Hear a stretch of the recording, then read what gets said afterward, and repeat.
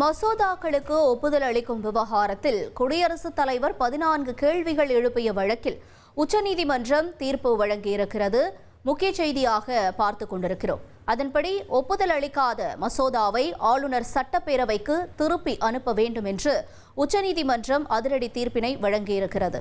மசோதாக்களுக்கு ஒப்புதல் அளிக்காமல் ஆளுநர்களை அனுமதித்தால் கூட்டாட்சிக்கு அது எதிராக அமையும் என்று உச்சநீதிமன்றம் கருத்து பதிவு செய்திருக்கிறது. மசோதாக்களுக்கு ஒப்புதல் அளிக்காமல் ஆளுநர்கள் காலவரையின்றி நிறுத்தி வைக்க முடியாது என்றும் உச்சநீதிமன்றம் கூறியிருக்கிறது. தொடர்ந்து இந்த விவகாரத்தில் மசோதாக்களுக்கு குடியரசுத் தலைவர் எழுப்பிய 14 கேள்விகளுக்கு உச்சநீதிமன்றம் அதிரடி தீர்ப்பினை வழங்கியிருக்கிறது. முக்கிய செய்தியாக பார்த்தோம். விவரங்களோடு செய்தியாளர் சதீஷ் முருகன் இணைந்திருக்கிறார். சதீஷ் முருகன், வணக்கம். இந்த விவகாரத்தில் எழுப்ப இருந்த அந்த 14 கேள்விகள் என்ன, அது தொடர்பாக தற்பொழுது உச்சநீதிமன்றம் வழங்கியிருக்கக்கூடிய தீர்ப்பினுடைய தகவல்களையும் பகிர்ந்துக்கோங்க.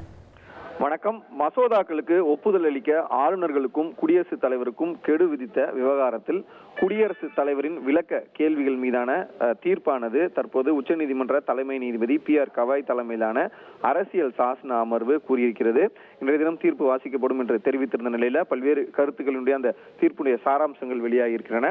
மசோதாக்களுக்கு ஒப்புதல் அளிக்கும் விவகாரத்தில் ஆளுநர்கள் முட்டுக்கட்டையாக இருக்காமல் மாநில அரசுகளுடன் அதிகாரப்பூர்வ பேச்சுவார்த்தை நடத்தி வேறுபாடுகளை களைய வேண்டும் என உச்சநீதிமன்றம் தெரிவித்திருக்கிறது.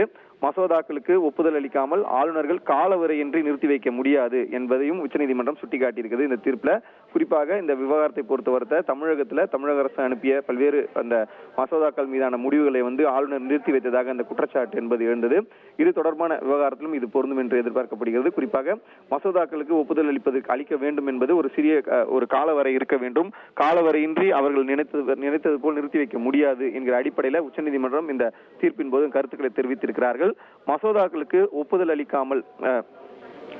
அளிக்கவோ கருத்துக்களுடன் சட்டப்பேரவைக்கு திருப்பி அனுப்பவோ குடியரசுத் தலைவரின் பரிசீலனைக்கு அனுப்பவோ ஆளுநர்களுக்கு அதிகாரம் உண்டு என்பதையும் உச்சநீதிமன்றம் இந்த விவகாரத்தில் தெரிவித்திருக்கிறது. அதாவது இந்த ஏற்கனவே இருக்கக்கூடிய அந்த அவருடைய அதிகாரங்கள், ஆளுநர்களுக்கு என்று இருக்கக்கூடிய அதிகாரங்கள் என்பது மசோதாக்களுக்கு ஒப்புதல் அளிக்கவோ கருத்துக்களுடன் சட்டப்பேரவைக்கு திருப்பி அனுப்பவோ குடியரசுத் தலைவரின் பரிசீலனைக்கு அனுப்பவோ ஆளுநருக்கு அதிகாரம் உண்டு என்பதையும் உச்சநீதிமன்றம் இந்த உறுதி செய்திருக்கிறது. மசோதாக்களுக்கு ஆளுநர்கள் ஒப்புதல் அளிக்காமல் இருக்கும் பட்சத்தில் அவற்றை சட்டப்பேரவைக்கு திருப்பி அனுப்பி வைக்க வேண்டும் என்பதும் உச்சநீதிமன்றம் இந்த நேரத்தில் சுட்டிக்காட்டியிருக்கிறது. மசோதாக்களுக்கு ஒப்புதல் அளிக்க உச்சநீதிமன்றமோ உயர்நீதிமன்றங்களோ ஆளுநர்களுக்கு கெடு விதிக்க முடியாது என்பதையும் உச்சநீதிமன்றம் தெரிவித்திருக்கிறது. அதாவது இந்த மசோதாக்களுக்கு ஒப்புதல் அளிப்பது தொடர்பான பல்வேறு குளறுபடிகள், பிரச்சனைகள் என்பது மாநில அரசுகளுக்கும் அந்த மாநில ஆளுநர்களுக்கும் இடையே இருக்கக்கூடிய சூழல்ல இதை நீதிமன்றங்கள் ஆளுநர்களுக்கு கெடு விதிக்க முடியாது, தலையிட முடியாது என்கிற துணியில இந்த கருத்துக்கள் என்பது பதியப்பட்டு வருகிறது. தமிழ்நாடு மசோதாக்களுக்கு ஒப்புதல் அளிக்கும் விவகாரத்தில் ஆளுநருக்கும் குடியரசுத் தலைவருக்கு கெடு விதித்த உச்சநீதிமன்ற இரு நீதிபதிகள் அமர்வு தீர்ப்பு அரசு அமைப்பு சாசனத்துக்கு முரணானது என்பது உச்சநீதிமன்றம் கருத்தாக தற்போது பதிவு செய்திருக்கிறது. இந்த கெடு விதிப்பது, அதாவது மசோதாக்கள் மீதான முடிவு எடுப்பதற்கு அவர்களுக்கு அழுத்தம் கொடுக்கும் வகையில் அமைஞ்சிருக்கக்கூடிய இந்த கெடு விதிப்பு என்பது அரசியல் சாசனத்துக்கு முரணானது என்கிற அடிப்படையில் உச்சநீதிமன்றம் தற்பொழுது இந்த கருத்தை தெரிவித்திருக்கிறார்கள். தொடர்ந்து இந்த தீர்ப்பினுடைய பல்வேறு கருத்து அம்சங்களையும் தற்பொழுது உச்சநீதிமன்றத்தில் இந்த அரசியல் சாசன அமர்வு முன்பு வாசித்து வருகிறார்கள்.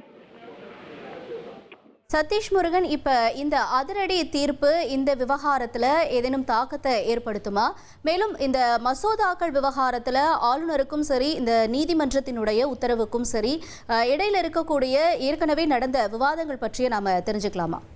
நிச்சயமாக பல்வேறு மசோதாக்கள், தமிழக அரசு அனுப்பிய மசோதாக்களுக்கு மீது முடிவெடுக்காமல் காலம் தாழ்த்தி வருவதாகவும் அதனால் பல்வேறு விஷயங்கள், அதாவது பல்வேறு மேம்பாட்டு பணிகள், பல்வேறு விஷயங்கள்ல தமிழக அரசு முடிவெடுக்க முடியாமல் உள்ள ஒரு சூழல் இருப்பதாகவும் தமிழக அரசு சார்பில் ஏற்கனவே கருத்துக்கள் தெரிவிக்கப்பட்டு வந்தது.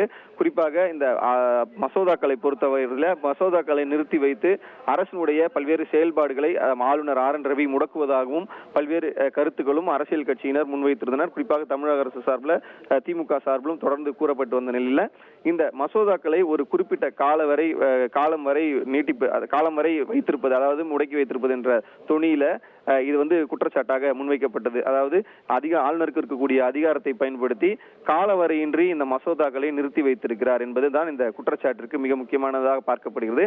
அந்த அடிப்படையில் இந்த உச்சநீதிமன்றத்தில் நடைபெற்ற பல்வேறு வழக்குகளின் அடிப்படையில் உச்சநீதிமன்றமே வந்து குடியரசுத் தலைவருக்கும் ஆளுநர்களுக்கும் மசோதாவிற்கு வந்து கெடு என்பது விதிக்கப்பட்டிருந்தது. குறிப்பிட்ட நாட்கள்ல இந்த மசோதாக்களை வந்து பூர்த்தி செய்தோ அல்லது அதற்கான விஷயங்கள் அந்த மசோதா மீதான நடவடிக்கை என்பது துரிதப்படுத்த வேண்டும் என்கிற அடிப்படையில் அந்த தீர்ப்பு என்பது அந்த தீர்ப்பை எதிர்த்து தான் தற்பொழுது இந்த உச்சநீதிமன்ற தீர்ப்பானதும் வழங்கப்பட்டிருக்கிறது. அந்த வழக்கு தொடர்பில் தான் தற்பொழுது நீதிமன்றங்கள் இந்த விவகாரத்தில் தலையிட முடியாது என்ற ஒரு விஷயத்தை மிக ஆழமாக பதிவு செய்திருக்கிறார்கள்.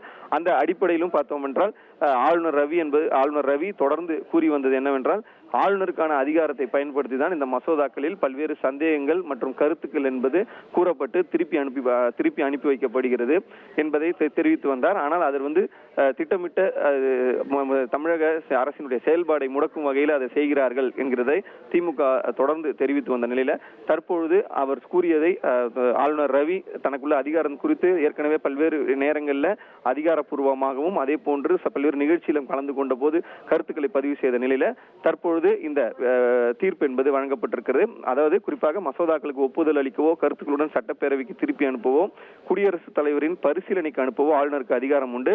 இந்த விவகாரத்தில் உச்சநீதிமன்றமோ உயர்நீதிமன்றமோ கேடு விதிக்க முடியாது என்கிறதை தெளிவுபடுத்தி இருக்கிறார்கள். அதே போல மசோதாக்களுக்கு ஒப்புதல் அளிக்க உச்சநீதிமன்றமும் உயர்நீதிமன்றங்களோ ஆளுநர்களுக்கு கெடு விதிக்க முடியாது என்று தெரிவித்திருந்த அதே வேளையில தமிழ்நாடு மசோதாக்களுக்கு ஒப்புதல் அளிக்கும் விவகாரத்தில் ஆளுநருக்கும் குடியரசுத் தலைவருக்கு கெடு விதித்த உச்சநீதிமன்ற இரு நீதிபதிகள் அமர்வு தீர்ப்பு அரசமைப்பு சாசனத்துக்கு முரணானது என்பதை பதிவு செய்திருக்கிறார்கள். அது மிக முக்கியமாக பார்க்கப்படுகிறது. ஆளுநர்கள் குடியரசுத் தலைவரின் அதிகாரங்களை உச்சநீதிமன்றம் எடுத்துக்கொள்ள முடியாது என்பதையும் உச்சநீதிமன்றம் தெரிவித்திருக்கிறார்கள். ஆளுநர்களுக்கும் குடியரசுத் தலைவருக்கும் என்று பிரத்யேகமாக பல்வேறு பவர்ஸ் இருக்கு. அந்த அதிகாரங்களை வந்து நம்ம வந்து எடுத்துக்கொள்ள முடியாது என்பதை உச்சநீதிமன்றம் தெளிவாக இந்த தீர்ப்புல குறிப்பிட்டு வருகிறார்கள்.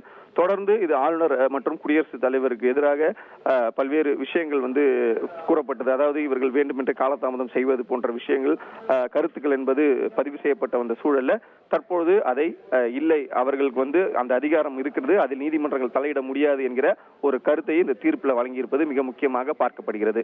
உங்கள் தந்திவன் தொலைக்காட்சியில் கர்ணன் தினமும் இரவு 7 மணிக்கு காண தவறாதீர்கள். அதிமுக்கிய விவரங்களை அனைவருக்கும் புரிய வைக்கும் பாட்காஸ்ட். பொருளாதாரத்தை பல ட்ரில்லியன் ஆயுதங்களை கொள்முதல் செய்கிறது. சம்பவங்களை தேடி களத்திற்கே உங்களை அழைத்து செல்லும் ஸ்பாட்லைட். அங்க இருக்கக்கூடிய கள விவரங்கள் என்ன? இந்திய ராணுவம் 5 வருஷமாவே சார் எனக்கு ரொம்ப பிடிக்கும் அவர் வர்றதுக்காக. எங்களுடைய நியாயமான கோரிக்கை. Even at the cost of stopping. பார்வையாளர்களையும் செய்திக்குள் பங்கெடுக்க செய்யும் மக்கள் குரல். 50 ரூபாய் எங்களுக்கு தண்ணிக்கு ஒரு தீர்வே இல்லங்க 10 வருஷமா. எங்களுக்கு சரியான ஒரு விடிவு கிடைக்கவில்லை. 60,000 ஏக்கருக்கு தான் கேக்குறோம். பிச்சை கேக்குறாங்க. புத்தம் புதிதாக வித்தியாசமாக சில இடங்கள்ல பாகிஸ்தான்லயே பாராட்ட வேண்டாம், ஆனால் அதற்கு கொச்சைப்படுத்த வேண்டாம் என்று நான் கேட்டுக்கொள்கிறேன். மதத்தால் இனத்தால் மக்களை எப்படியெல்லாம் பிளவுபடுத்த முடியுமோ அந்த பிளவிற்குண்டான ஆயுதமாக இந்த மாநாட்டை அவர்கள் பயன்படுத்த நினைக்கின்றார்கள். அரசியலிலிருந்து சினிமா தனித்து இயங்க முடியாது. அனைத்தும் உங்களுக்காக. எப்போதும் இணைந்திருங்கள் தந்தி டிவியுடன்.